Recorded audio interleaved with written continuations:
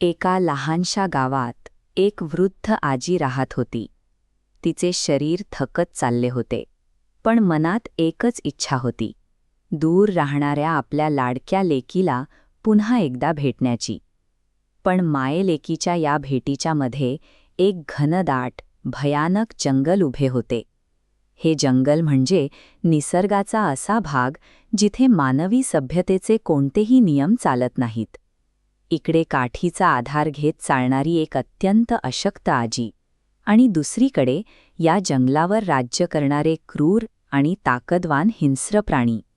शारीरिक ताकदीचा हा सामना पूर्णपणे विषम होता. मग प्रश्न असा पडतो, जिथे फक्त शारीरिक ताकदच जीवनाची हमी देते, अशा ठिकाणी एक दुर्बळ व्यक्ती आपला जीव कसा वाचवू शकते? जेव्हा तुम्ही शारीरिक ताकदीच्या खेळात जिंकू शकत नाही, तेव्हा तुम्हाला तो खेळ खेळण्याची पद्धतच बदलावी लागते. जंगलातून चालताना अचानक झुडपे हलू लागतात आणि एक महाकाय अस्वल समोर येऊन उभे राहते. माणसाची पहिली जैविक प्रतिक्रिया असते एकतर पळून जाणे किंवा भीतीने थिजून जाणे. पण किंचाळणे किंवा पाठ फिरवून पळ काढणे म्हणजे स्वतःच्या मृत्यूला आमंत्रण देणे. कारण पळणाऱ्या शिकारीला पाहताच प्राण्यांची जन्मजात शिकार करण्याची प्रवृत्ती जागी होते.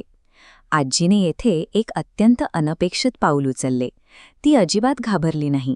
तिने अस्वलाच्या डोळ्यांत थेट पाहिले आणि शिकारी आणि शिकार या समीकरणाला एका तार्किक संवादात बदलून टाकले.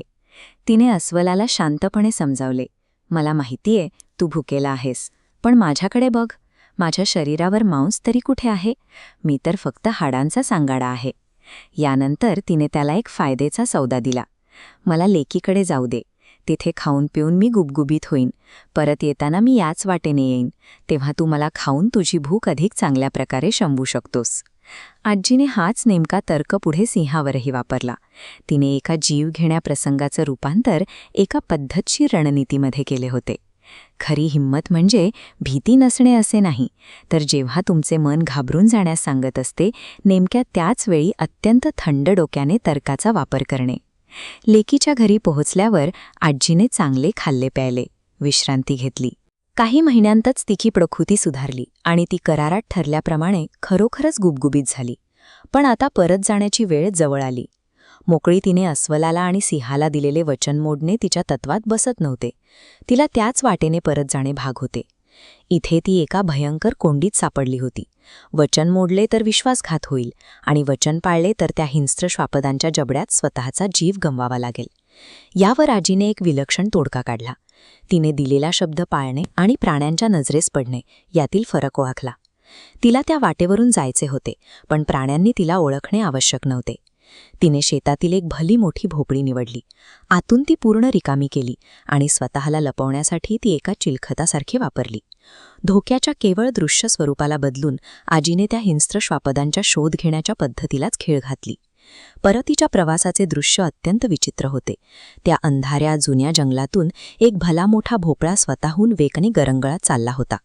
वाटेत अस्वल आणि सिंह दोणांत तेल घालून वाट पाहत होते. त्यांची भूक आणि त्यांची नजर फक्त एका माणसाच्या आकृतीचा शोध घेत होती. येथेच प्राण्यांचा कॉग्निटिव्ह ब्लाइंड स्पॉट दिसतो.